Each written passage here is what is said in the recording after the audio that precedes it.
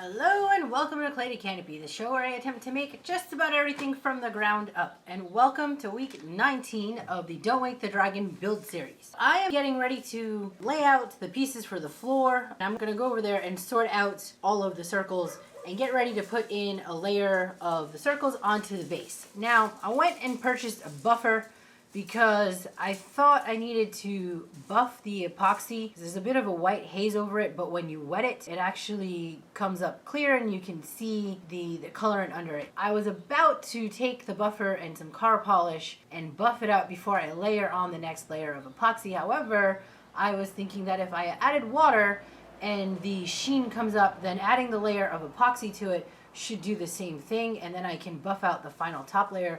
I also don't want to add any kind of chemical on top of where the epoxy is in between the layer of the two separate epoxies. I'm going to go ahead and head over, finish sorting out. I just kind of spacing out the different size circles. I'm going to very randomly place them onto the spaces, but I want to make sure that I don't have one area that has like too large of all the large circles in one area and, you know, not enough to finish out the whole base. So I'm going to spend some time just sorting out different intervals of different sizes so that I can make sure I'm using what I need for those sections. I hope I have enough circles. It looks like I do, but yeah, here's hoping. Headphones on. I'm probably going to need to take my shoes off when I start climbing into the base. I did wash it down with a damp cloth because it got stuff on it. We're not going to discuss what kind of stuff. Damn stray cats, that's all I'm going to say. I shouldn't call him stray. He's the yard cat, after all.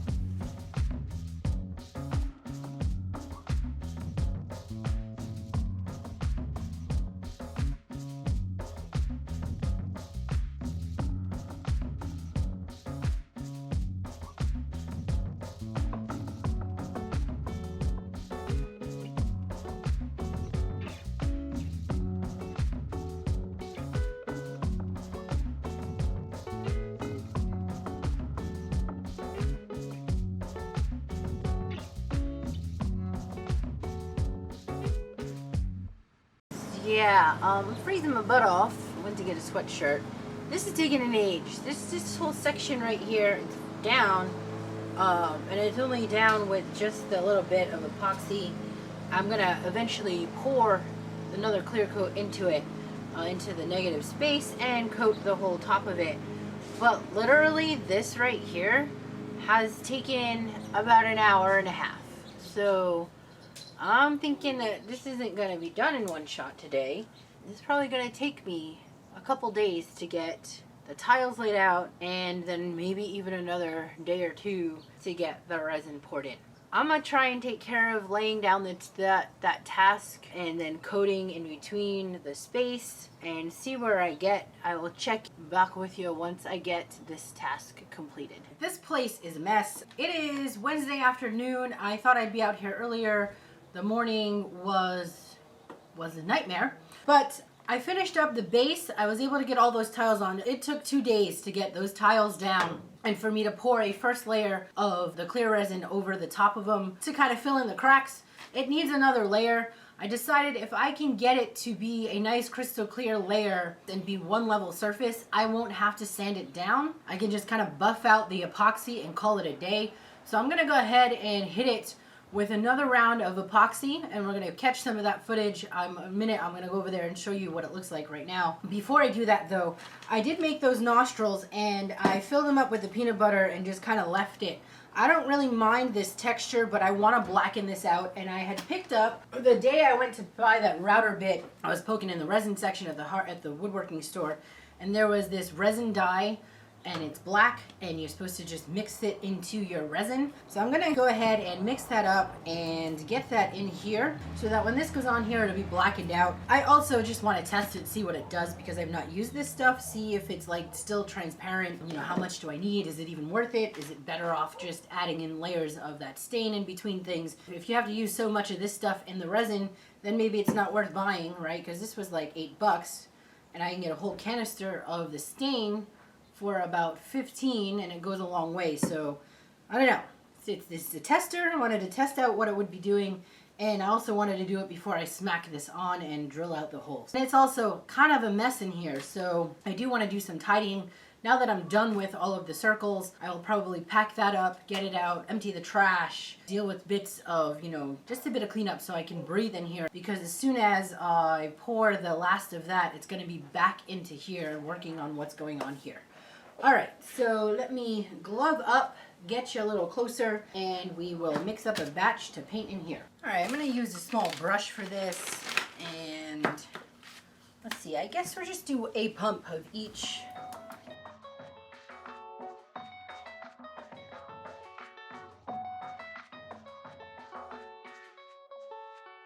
So this has this thing that's like 5%. Use 5% of your resin to dye. But I don't know how the hell you're supposed to gauge what 5% is when it's this tiny little thing. I mean, I guess if you're mixing giant vats of it, then you can.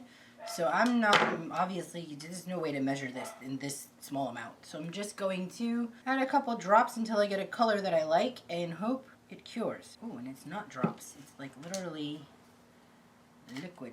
Alrighty. Whoa, that was a lot. Interesting. Perhaps this is how I am going to deal with the inside. Maybe. At least just for the neck, not the neck, the head. You know what I'm saying?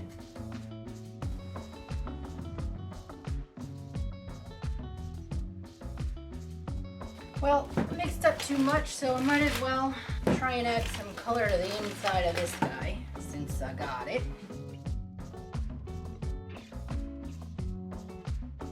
This might be the way to go. I might just use this dye to finish out this head until I run out. It was far too expensive for me to buy this stuff for the entire dragon, but I did want to test it out in case I wanted to use it for smaller projects.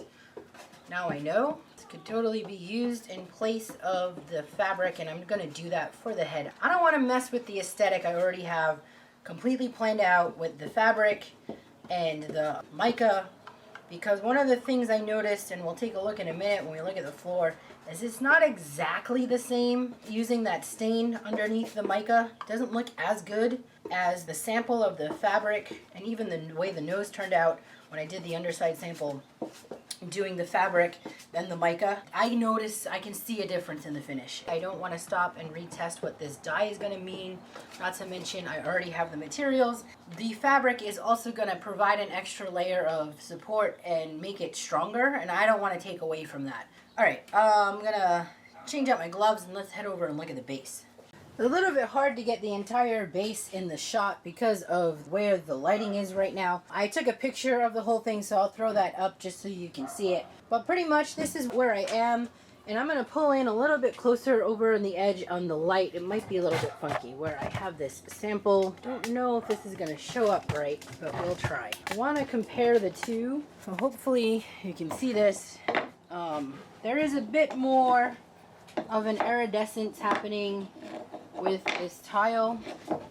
I do lose some of that sheen of the mica as I get further away in depth, meaning like I added clear, so the more clear I kind of put on top of it, I'm losing a bit of that.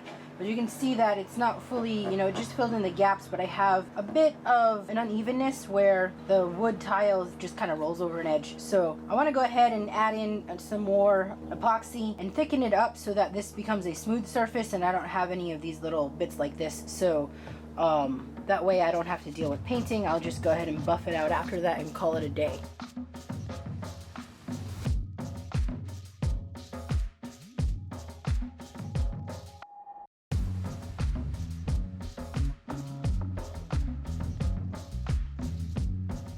It took about 2 hours to get the rest of that coated, but I think this is going to be a situation where I'm going to have to go in and add a couple more thin layers. I've been going over it with a roller just to kind of get a smoothness to it. After a certain point of as it's setting, if I go over it with a roller, it's kind of pulling up and then turning this weird white residue. I can't coat the whole thing and roll it all at once, and then go to the beginning and roll because it doesn't make it in time.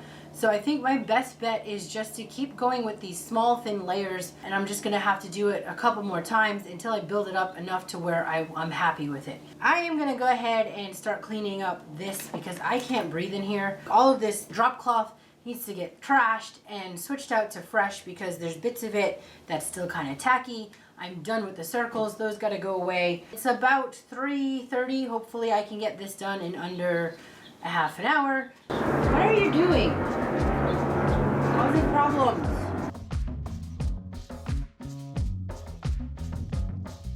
Alright, I got some fresh plastic down. I'm going to take apart the zip ties and the brackets I threw in here. And I'm going to have a go at getting in a seam line around the interior pieces.